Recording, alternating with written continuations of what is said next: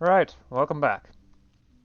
Last time we went to war against Mombasa. I managed to conquer all the provinces that are connected to me. We'll probably get here eventually, but though for the moment, that's not my concern. Additionally, I also managed to embrace legalism, which dropped my tech costs by almost 80%, down from 400, well, times 5.25 to times 1.25, which is a lot. And that's pretty good to have. As a result, I was able to tech up. Currently, I'm hoping to get poll taxes soon, so I can start going down one of the administrative idea groups. It will either be administrative ideas, bureaucracy ideas, or empire ideas. Each have their own little benefits to them and drawbacks. And, well, I will be picking one of those. But which one it will be, I won't know until I have to actually decide on it.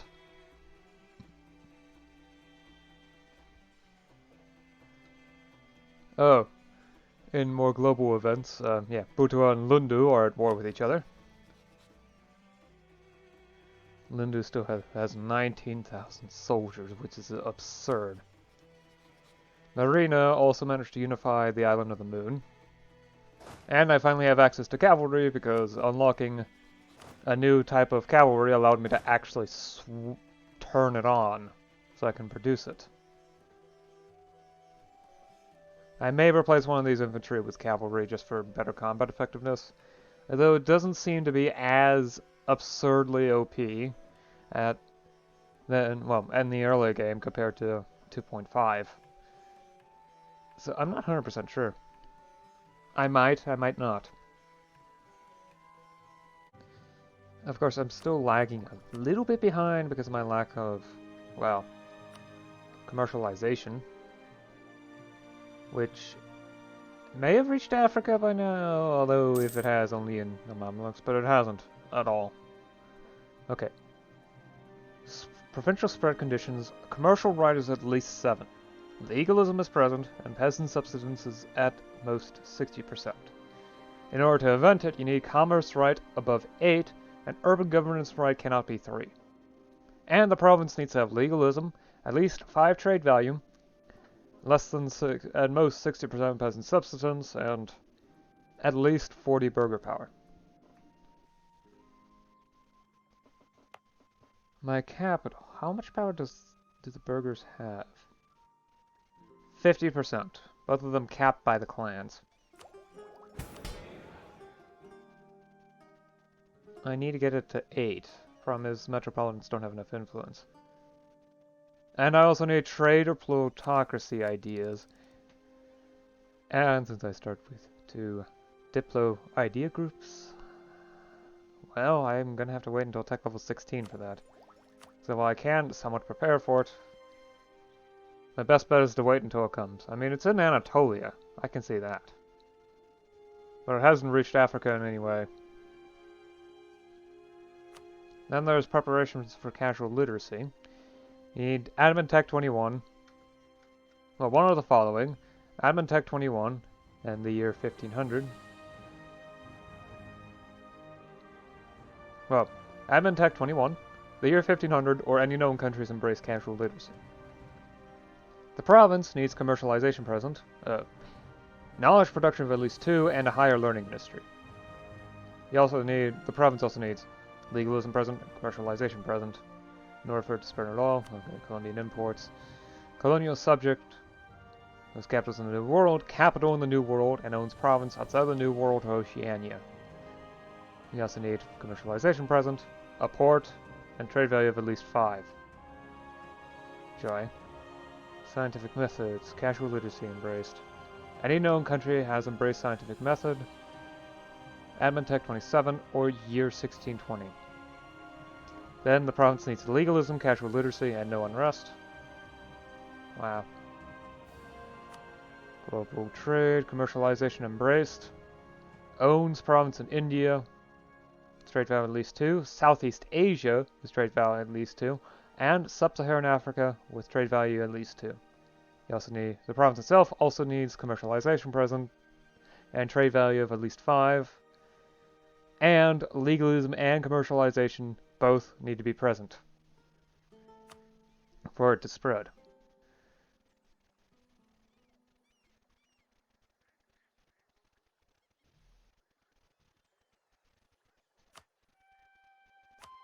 Academia needs scientific method embraced, and then either someone has embraced academia, tech level 36, or the years after 1710. You need legalism, scientific method, both present, no unrest, and at least 25% state reach. In the province itself, needs all that, and tech level 30, admin tech level 30. For it to spread. Nationalism requires casual literacy, and either admin tech 42, someone has embraced nationalism, or the years after 1740. The province for the invention requires legalism present, casual literacy present, and state reach at least 25%, and must be an owner culture, accepted culture, or a culture group of owners' culture. Basically, either inside the culture list, either green or yellow, but not red. And then, in order for it to spread, legalism and casual literacy need to be present. And then finally there's industrialization, which require commercialization and scientific method, and admin tech 34.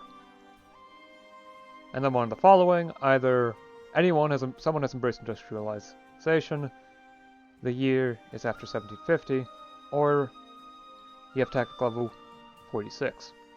And the province itself requires commercialization and scientific method.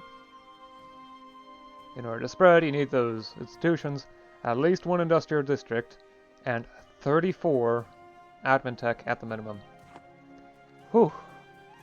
And that's not even getting to meritocracy. Meritocracy has an odd list of minor adjustments that you need to make for it to really start to appear.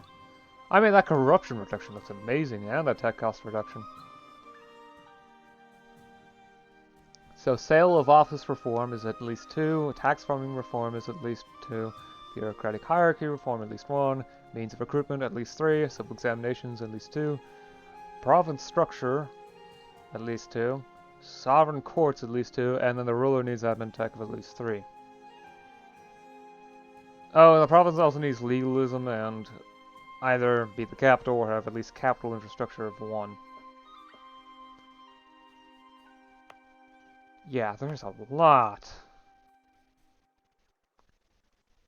A lot that goes into it.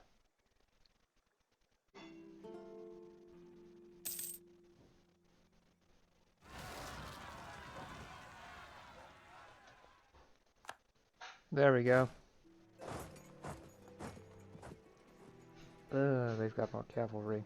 On the other hand, I've got better shock pips, and I do have worse fire. I'll have the terrain advantage because it's wooded hills, so I get +1 to the roll. That and all of my infantry are fully drilled, so they'll deal more damage and take less.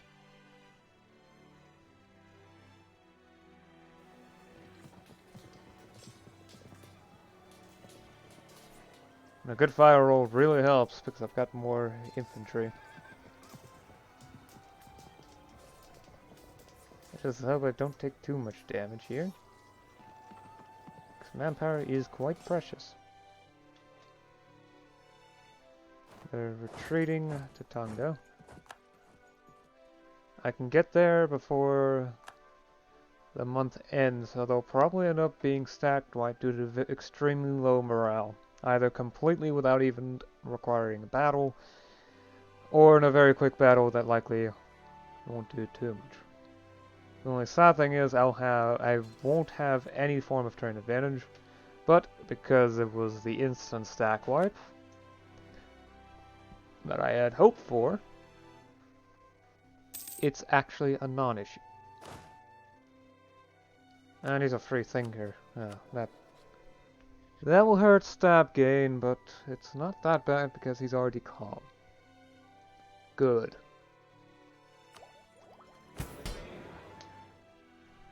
And it's honestly, stat points are extremely good. So let's go ahead and start expanding the bureaucracy again.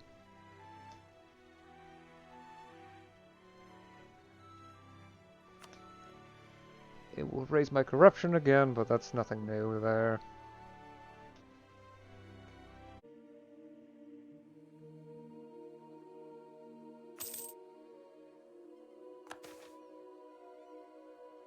Okay, so it seems like stability has stabilized by this point. Alright, so major changes should not be an issue. And by major, I'm going to probably promote the bureaucratic faction. Yeah. If I promote them, I should gain about 20 influence, and that would be enough to allow for me to reform the administration, specifically regulating tax farmers further. This will cost me a lot of points. But the increased amount of state share of revenue, as well as the slightly lowered provincial corruption, should help a lot. There are potentially other reforms I could do, but for all of them, I either need more state reach, or better autonomy, which I'm incapable of doing right now, at this very moment. So, regulating tax farmers, improving tax farming level to 2. So, in order to do that, that's commoner interactions. Let's promote the bureaucrats faction, costing 25% stability points. And then direct the, well, not direct the bureaucracy, but start regulating tax farmers. Transitioning to regulated leases.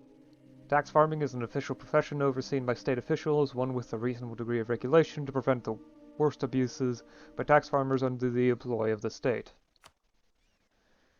This will cost a lot of stability points, because now they've dropped to 20%. However, this should start increasing more rapidly because of... I think stability strives for a resting point level.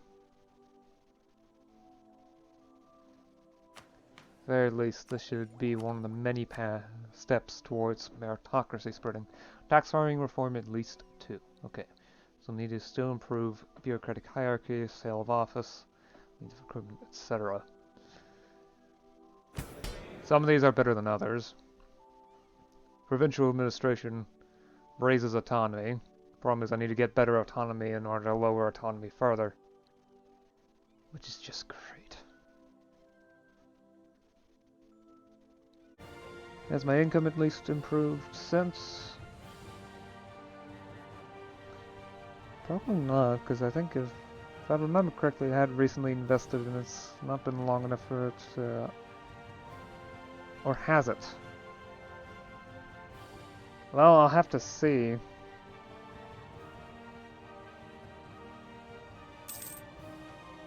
Okay, so income has improved since last time. That's good.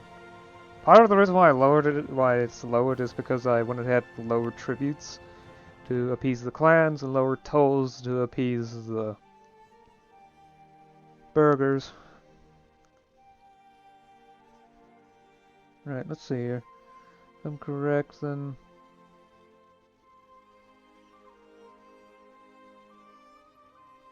This is not... Oh, right, not sure. Was there... Yeah, timber industry is now actually functioning. Okay, that's good.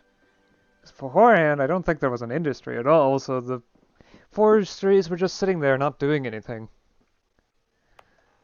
I'm pretty sure this is the case for Zanzibar-Paya, though.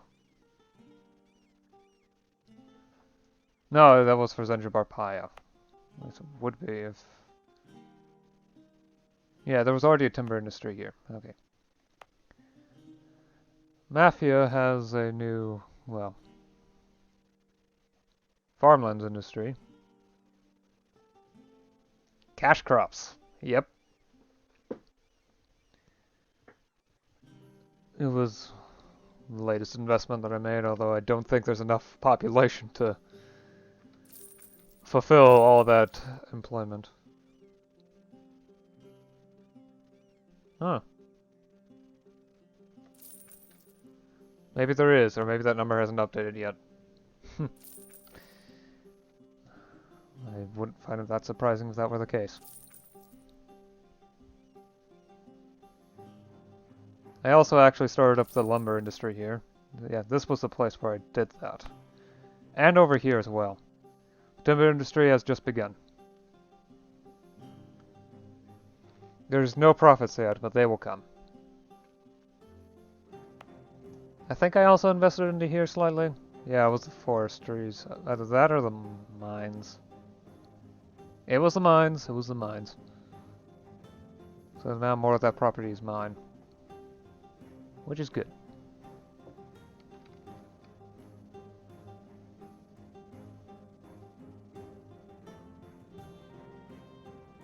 Yeah.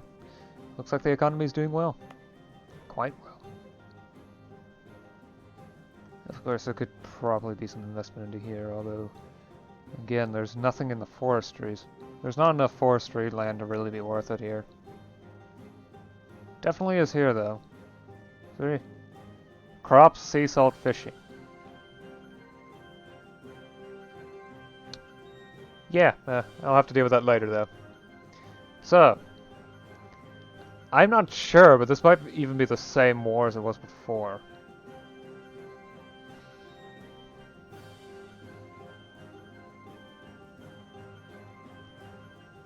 I mean, if the map has changed since... Yeah, they might be stuck in a forever war, because no side's willing to back down just yet. Interesting.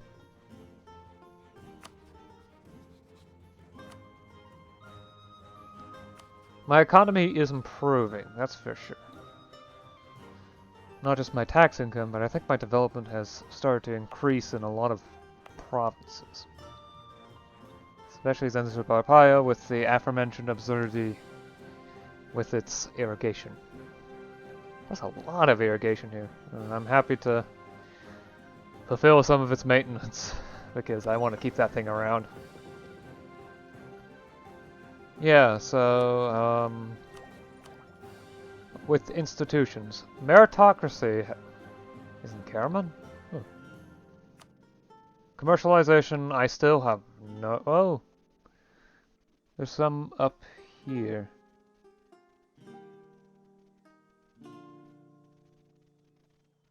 Interesting. I can see some of the Gibraltar Stadium name is Terra Incognita. But yeah, it's arrived in Spain.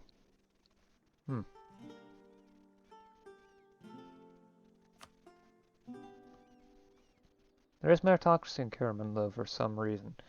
So there's a decent chance that it will spread. For internal politics, I have actually managed to reform tax farming yet again. This is good.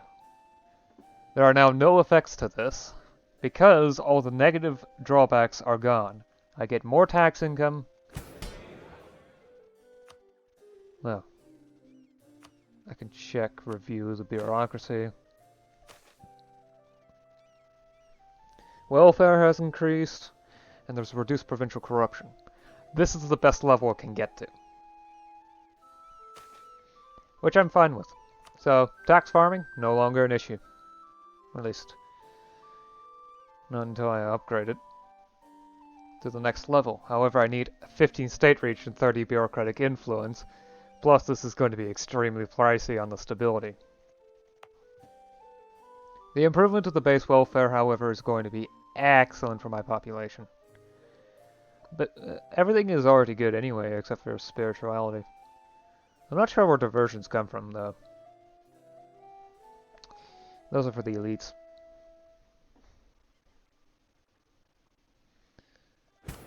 Spirituality may be an issue, but I think supporting them should be fine. Nah, okay. Anyway. I'll see you again next time. Until then. Bye.